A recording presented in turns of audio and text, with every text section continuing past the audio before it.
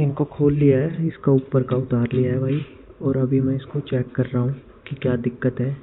थोड़ा सा टाइपिंग सही नहीं कर रही थी, तो मैं इसमें अभी तेल वेल भी डाल दूँगा। वैसे तो सारी चीज़ें ओके हैं।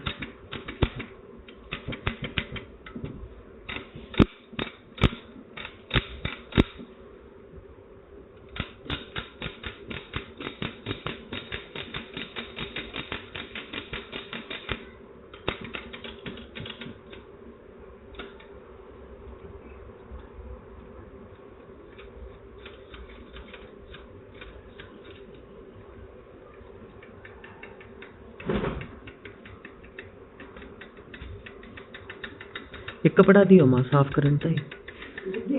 तेल वो है दीदी, तेल पड़ा कि था, तेल दिखता है कौन, ये निकालना पड़ेगा।